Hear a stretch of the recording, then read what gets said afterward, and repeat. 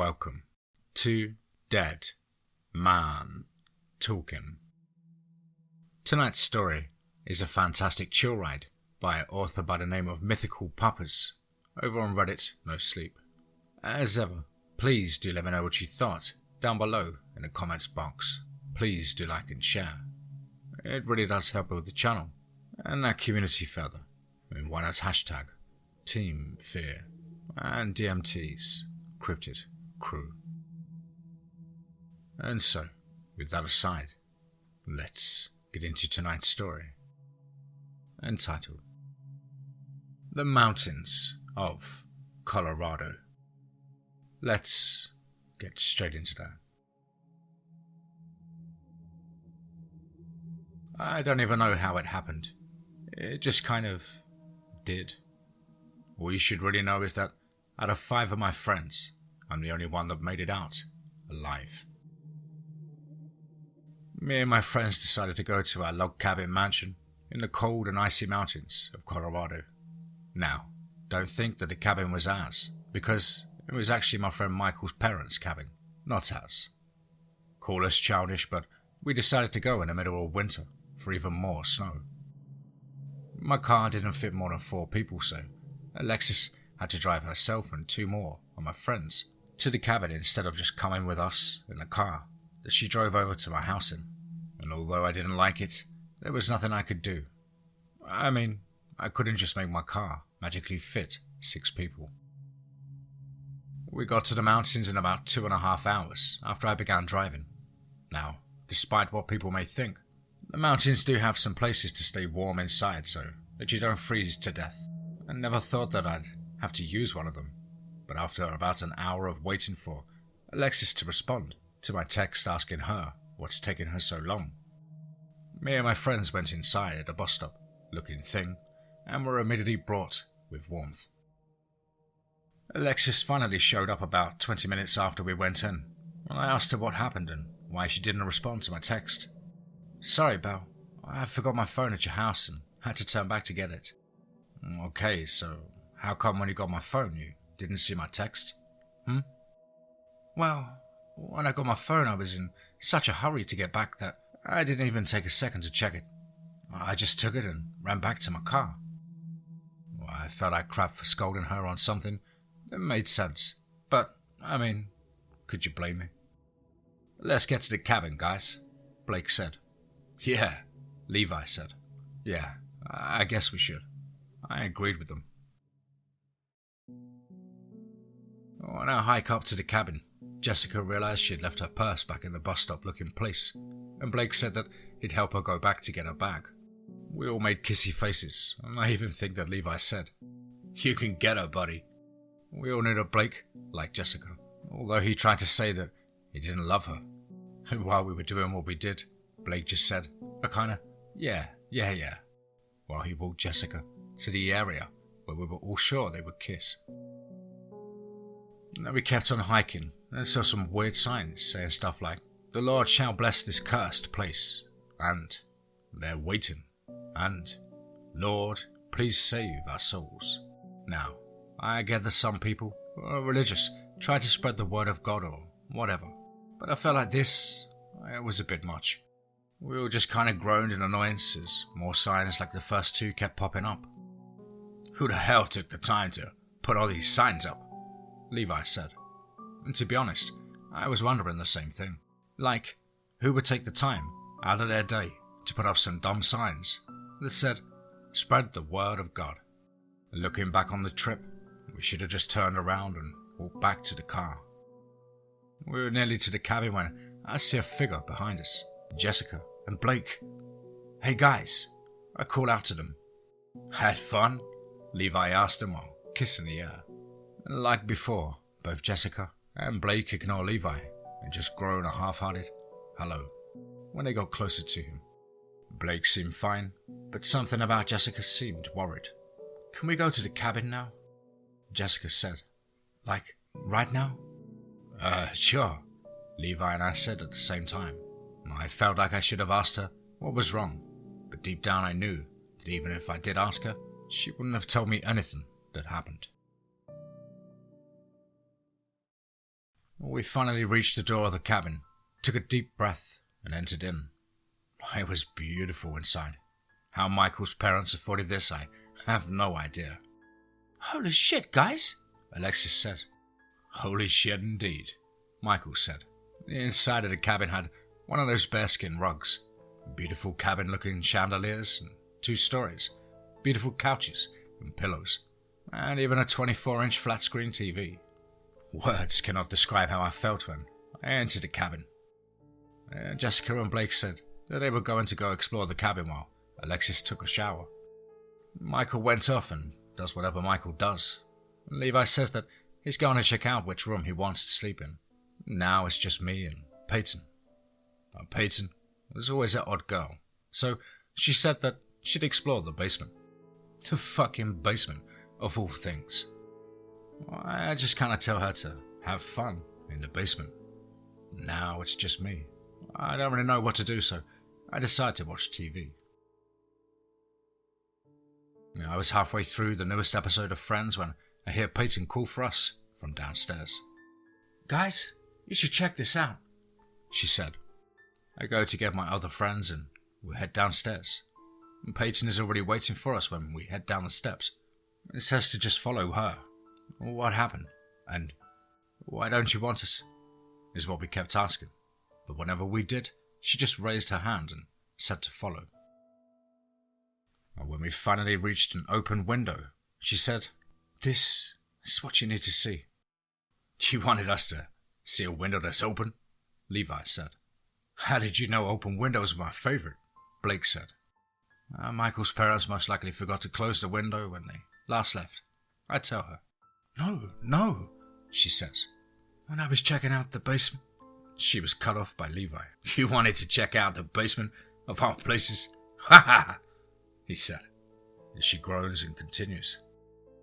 "When I was checking out the basement, I came here first because I thought I saw something move in the corner of my eye. When I came here, the window was open and I shut it close. I began to walk again and 8 minutes later, I hear something open the window." "I shut it hard enough," Alexis said. "I know I shut it close," Peyton yelled. "Fine, we believe you," I tell her. "I'm scared that someone has broken into the cabin and my eyes weren't playing tricks on me when I saw that thing in the corner of my eye." Maybe, just maybe, if we had taken that seriously, we could have prevented what was to happen next. We all head upstairs and resume our tasks. Alexis says that she wants to get some fresh air before heading to bed, and goes on outside. We'll just kind of go, and continue doing what we were doing. After about half an hour, I begin to worry if Alexis is okay. I tell Peyton and Levi, and they also say that they begin to worry too. We decide that we'll go out and see if she's okay. We leave the cabin and begin to call out for her. When she doesn't answer, after around the 8th time, we begin to really worry. "Belle, I'm hurt. Please help me." I hear my mum's voice in the forest. I nearly ran when I realized that the pitch of her voice, it was different. It was like an "I'm in pain" pitch, but more different than that. "I fell onto the rocks and now I'm really hurt. Belle, please." I continue to hear. Do you guys hear my sister asking for help?" Levi asked. "No, but do you hear my mom?" I asked them. "No," they both respond. I began to get anxious. It doesn't exactly sound like my sister, though it sounds different, lower pitched, Levi says. "I hear my mom. She's asking for help." "I have to go," I tell them, because my mom sounds like she's on the verge of death. Is your mom's voice pitched differently?" Levi and Peyton asked. "Yeah," I respond.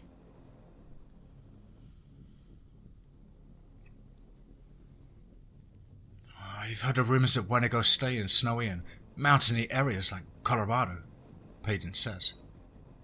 Wendigos don't exist, Peyton, Levi says.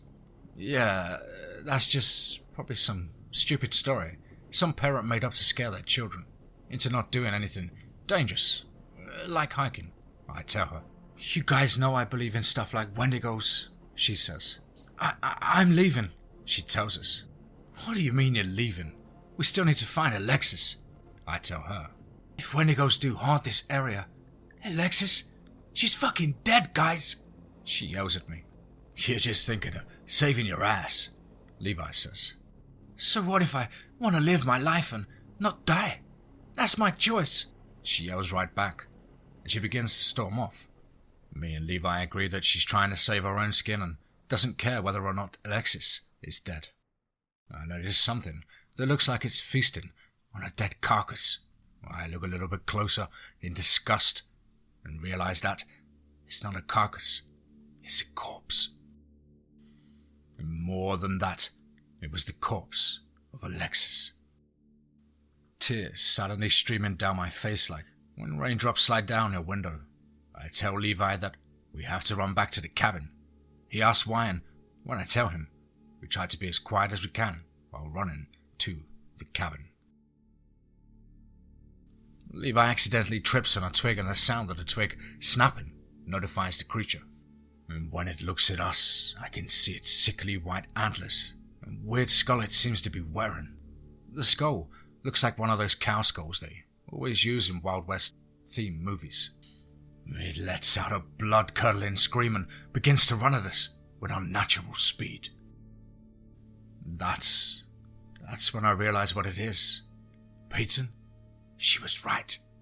Wendigos exist, and I was about to be a dead person, so this Wendigo could feast on me. I help Levi up and we continue to run. Levi slowed down now due to him hurting his leg when he tripped. I saw the life leave his eyes as he realized he had no hope of surviving. Not a string of hope to even look for, to hold on to. Nothing. He began to cry, tears streaming down his face, and then just fell to his knees. I'd always heard stories of how it feels to see someone lose all hope. I would never have felt it would be like this. He looked at me and just gave up.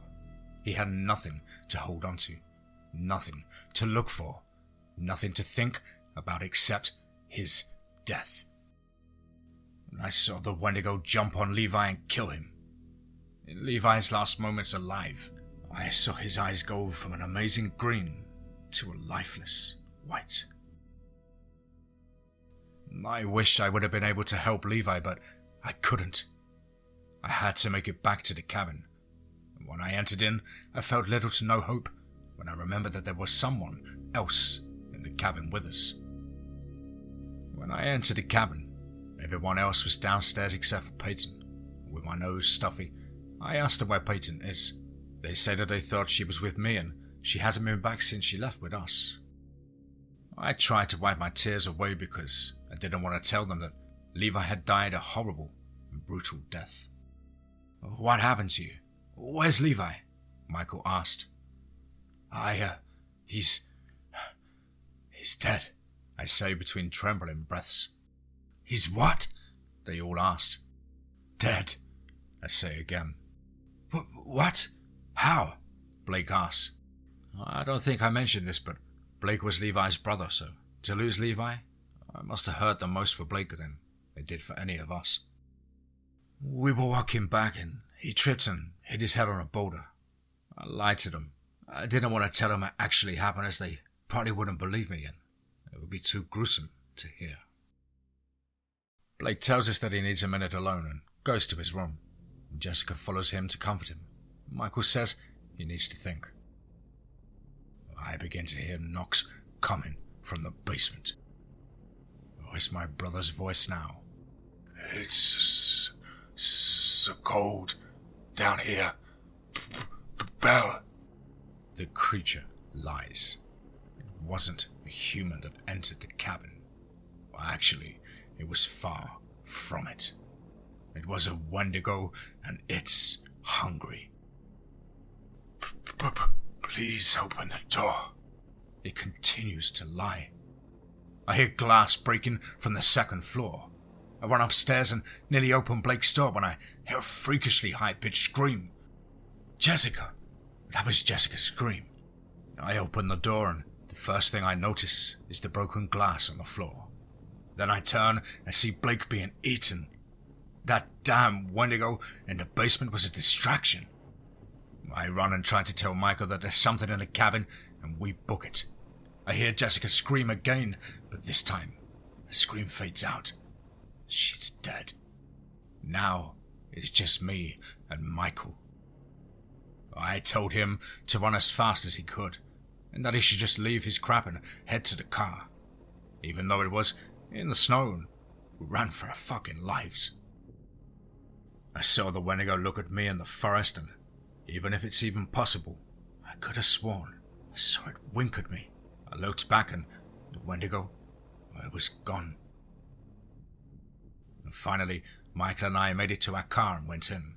I tried to start the car, but it wasn't budging. That's when I saw it. The same Wendigo looking at me. Blink, and then it was gone. Except this time, when it disappeared, I heard a bang on the top of our car. I tried to start the car as fast as I could, and right before it started, the Wendigo broke the glass next to Michael and tried to grab him. He kept dodging, but the Wendigo figured out his pattern and threw him out of the car. The Wendigo started to feast on Michael as the life in him died. And as the life in him died, just as it had died in Levi, same terror, same realization, same transition from his eye color to white. The Wendigo looked at me before it stopped feasting and waved, and I drove as fast as I could out of that place. All those signs about God make sense now. They were warnings to leave this horrible place. We just didn't care about those warnings and scoffed at them. I made it back to my house and locked all the doors. It's been 19 years and I still can't get those horrific images out of my head. Images of Levi's life being drained away. Images of Jessica screaming to no avail. Oh, there's something that I didn't mention. When I got home, later into the night, I saw something on the roads. It waved at me and then disappeared. Nothing else has happened since that night, but I'm never going to go back to that cabin. The cops suspected me as the murderer of my friends, but no evidence ever came up as there was no bodies or fingerprints. Please, for dear God, don't ignore the signs in the mountains of Colorado. Me and my friends did, and I guess it's a lesson to others not to do the same.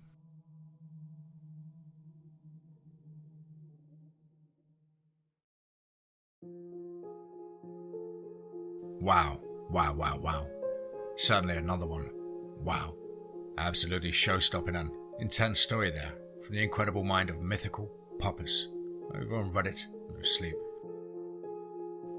As ever, guys and girls, you know the drill. Please do let me know what you thought down below in the comments box. Please do like and share. It really does help build the channel and our community further. And why not hashtag TeamFEAR and DMT's Cryptid Crew. If you're an aspiring writer or just want to have a crack at things like myself, then please do get in touch with me at the brand new contact email as on screen, which is contactthedeadone@gmail.com. I really look forward to hearing from you. I hope everybody's looking forward to a nice calm and relaxing weekend, or possibly you're out in the town with friends or family. Whatever it is that you do, I hope the weather's good. But above all, guys, remember, be safe, not sorry.